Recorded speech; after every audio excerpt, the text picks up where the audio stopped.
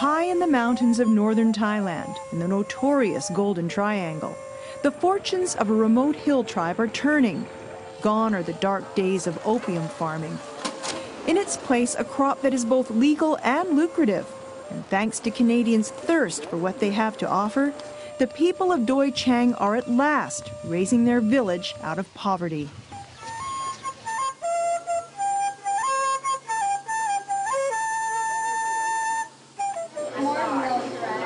We are a coffee-loving nation.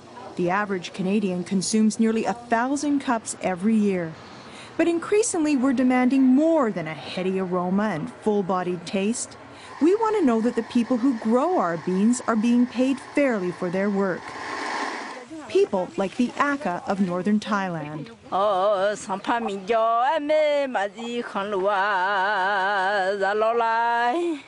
In a place called Doi Chaang, the Akha Hill tribe has been growing and harvesting high-quality Arabica coffee beans for 20 years. But in spite of their hard work, discrimination and unscrupulous coffee brokers have kept them from rising out of poverty. These people is nothing worse than a dog. Okay, they look down. That's why, the children, they're not to go to school. I may say, even teachers, they just look down at our people. Doi Chaang, a successful entrepreneur originally from southern Thailand, came to Doi Chaang village 10 years ago in answer to an Akha leader's request for help. We had a problem here in Doi Chaang. We weren't being paid very much for our beans, and we couldn't go down to town to sell them. That's why I went to see Wicha. They couldn't go to town to sell their crop because they didn't have Thai ID, a document required of those born without proof of citizenship. And since the Akha were not born in city hospitals, but in their mountain villages, they had few, if any, rights. Just few of them that has the ID card. The people that have no ID card, the Thai ID card, you cannot go anywhere. You just have to be here. You go down, the police take you to the prison already. The Akha are no strangers to hardship. Living within South Asia's Golden Triangle, they were for decades opium farmers. At first, they grew and processed it legally for medicinal purposes. Then the drug traders arrived. This one is Indian rupee. At that time, we have two kinds. This is about 96.5% of the silver that they used to trade for opium all over in this area. Wicha keeps a small museum filled with artifacts from those dark days, which came to an end when the King of Thailand asked them to stop growing opium poppies and offered replacement crops like coffee, something they were still struggling with when Wicha arrived. I don't know anything about coffee, so I asked him, just wait, give me time to study about coffee. So I took like 7 months to study about coffee. While studying in Bangkok, he learned that the Akha were being paid a mere fraction of what their beans were actually worth. It was an injustice he mentioned to Porn Prapabun Musik, a businesswoman he met at a coffee exhibition. I think, they have potential to go international. Not sure the Thai market here is not enough for them. They should let people around the world know the good quality in Thailand, in Doi Chaang.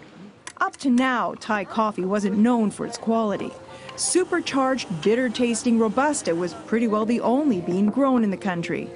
Wicha decided that before tackling the international market, he would have to win over his own countrymen, something he would do by creating a chain of Doi Chaang coffee shops. We have chance to show the people that how the coffee is. If you put in the bag and put on the shelf like that, nobody buy it. At least they have chance to taste it, so they know this is good coffee. In a few years, the business grew from 1 to 300 shops. Now it was time to take on the world. But they would need help, and Porn Prapa had just the man in mind. John Darch, a retired Canadian mining executive who had conducted business in Thailand for over 20 years. I said, John, you got to see this guy, Wicha, and you wouldn't believe what he done to Thai coffee. She told me that I should meet an individual called Vichai, who is a cross between a hippie and a monk, and a guy who had decided to make a commitment to help an unknown hill tribe create a world-class coffee. And so a meeting between John and Wicha was arranged. He's good. He's a kind man, you know. When I talk to Kun John, he never talk about money. He talk about, okay, he will find the way to help our people. This is what I like. Before long, they reached an agreement. John would create the Doi Chaang Coffee Company, based out of Vancouver, and would pay the farmers beyond fair trade prices for their beans. That's 50% more than fair trade. And in addition to that, give them 50% of the Canadian company, which my family would fund 100% of. Just 3.5 years later, Doi Chaang coffee is appearing on Canadian shelves and in Canadian coffee shops. It's even being sold by Harrods in London. The company has yet to turn a profit, but these are early days. In the meantime, the farmers are being paid fairly for the first time in their lives and using their earnings to grow their business. When I first came, we have just only about 200 acres. Now we have more than 8,000 acres together. The whole village, 99% grow coffee. Everybody work in the farm, work together. That's happy. I wanted to make a difference. I wanted to see if by taking the coffee to North America and introducing it, that I would be able to add to what Vichai wanted to do, build on his vision.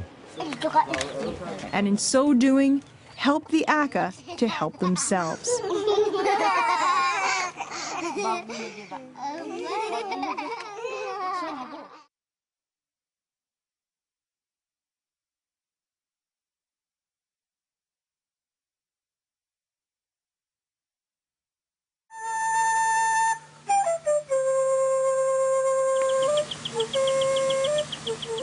The monsoon season is finally relenting in northern Thailand. Now that the sun's making an increasing number of appearances, the coffee cherries are starting to turn red, a sign that they're ready to pick. The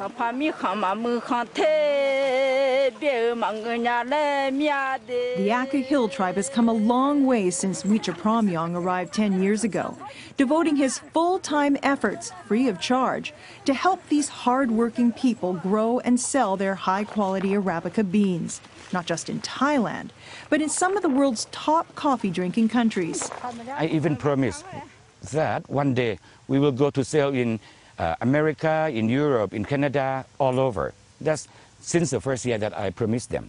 From the moment retired Canadian mining executive John Darch set foot in Doi Chaang village, he was determined to turn Wicha's promise into reality. They are very poor people, even in their own country. Until very recently, they've never been acknowledged. They are a displaced society. All they asked for was a fair price for their beans, and Darch's newly formed Doi Chaang Coffee Company was doing that and then some. When I first arrived, Vichai brought me along to the washing plant where he produced the coffee. And here it is, a very, very small plant, very limited capability. But in the last 3.5 years, the production and the facility has grown, so much so that Darch's son has come on board to help. Since we've been involved, the amount of money we can generate in Canada has allowed the farmers to expand their washing stations, expand their drying stations. The new facility can produce 1,700 tons of coffee beans a season, 6 times more than just 2 years ago. Here, the coffee cherries come from the hillsides to be washed. The ones that float are rejected and turned into fertilizer. The ones that sink move on to the pulper, which separates the sweet flesh from the beans within. So after 2 days of fermentation, you wash it properly, and now you use the fresh water, the fresh spring water, soak it for 24 hours, that to clean it properly. Next, the beans are dried. They used to shake the water off in large baskets by hand. That was before Lipi designed and built this shaking machine. Lipi has the ability to create all sorts of things the village couldn't otherwise afford. Because years ago, unlike most Akha, he gained the required documents to leave the mountain and work in the city. Whatever you see here is come from everybody in the village, especially the one that go to work in town, in the garage, in the factory.